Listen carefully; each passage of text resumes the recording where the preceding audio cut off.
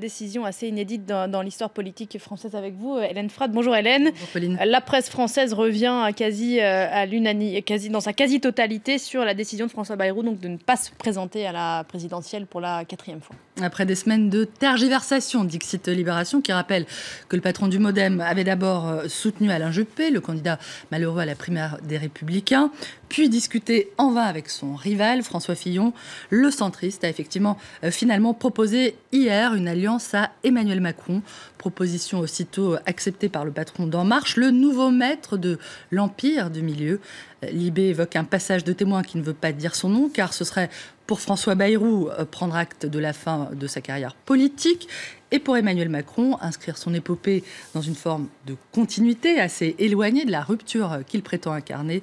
La Croix parle d'une alliance inédite où François Bayrou pourrait apporter son expérience des subtilités et des exigences politiques à celui qui débute dans l'exercice. Bref, une aide utile pour densifier le projet d'Emmanuel Macron. Je cite, à deux, est-ce vraiment mieux? Hésite toutefois le Parisien qui annonce que ce mariage de raison centriste rebat les cartes de la campagne pour la présidentielle. Une alliance au centre du jeu, d'après l'opinion, qui ne croit pas beaucoup à l'abnégation et au sacrifice évoqué par François Bayrou, qui se dit alarmé par la montée de l'extrême droite pour justifier son soutien à Emmanuel Macron. François Bayrou n'avait pas de mots assez forts pour auto-célébrer sa grandeur d'âme, essayant ainsi de faire oublier les 3 boulets qui risquaient d'entraîner sa candidature par le fond, son maigre capital de voix, son image de représentant insubmersible de la vieille politique et son incapacité à faire fructifier tout ralliement entre les 2 tours de la présidentielle. Bref, dans le dessin de cas qu'on le voit fataliste, expliqué à la vice-présidente de son mouvement, de toute façon, on allait bientôt être à court de salle de réunion, à court de cabine téléphonique. Son alliance avec Emmanuel Macron, à propos duquel il a eu à plusieurs reprises par le passé des mots très durs et présentés globalement comme une surprise. Nos confrères de France Info se sont d'ailleurs amusés à recenser quelques-unes de ces amabilités. François Bayrou, rappelle le site, a souvent dézingué le patron d'En Marche avant de se résoudre à le rallier. On a choisi pour vous 2 citations. La première, celle qui a sans doute été la plus reprise dans la presse, où le patron du MoDem assurait que derrière cet hologramme, entendait évidemment Emmanuel Macron, il fallait voir une tentative de très grands intérêts financiers, d'avoir le pouvoir politique. Et la deuxième, où François Bayrou déclarait ne pas se reconnaître dans ce que Macron incarne, disant voir dans son programme un projet proche de celui défendu par Nicolas Sarkozy en 2007. Une mauvaise nouvelle en tout cas à la fois pour le candidat de la gauche, Benoît Hamon, et pour celui de la droite, François Fillon. Bayrou joue Macron et choisit encore la gauche, regrette Le Figaro, qui critique un mariage sur un air de sauf qui peut l'alliance de 2 faiblesses, celle de Macron, prisonnier de ses ambiguïtés dont la campagne commençait à piquer du nez, et celle de Bayrou, sans soutien ni électeur, accusé de courir après son influence passée.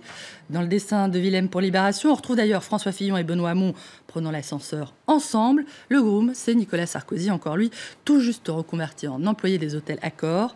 Vous descendez, leur demande-t-il. Moins que toi, se défend François Fillon.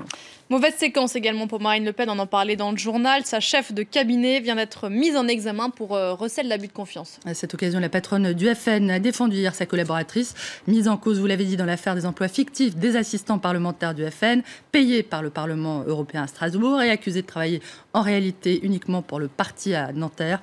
Contestant formellement les faits, Marine Le Pen assure que les Français savent exactement faire la différence entre les vraies affaires et les cabales politiques, je la cite.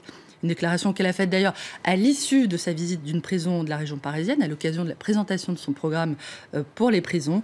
La candidate promet la création de 40 000 places supplémentaires, destinées selon elle à apporter une réponse pénale ferme et rapide à la délinquance et à la criminalité.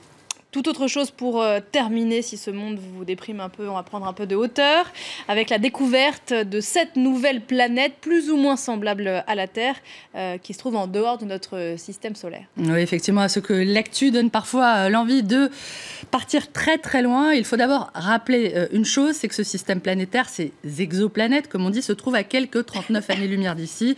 C'est pas franchement la porte à côté.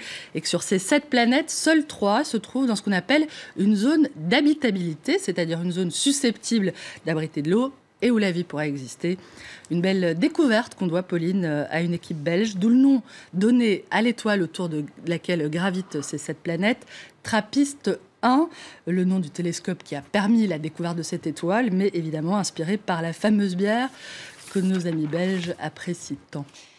Merci beaucoup Hélène, c'était la revue de presse française. On vous retrouve tout à l'heure pour la presse internationale. Merci Claire, on vous retrouve aussi tout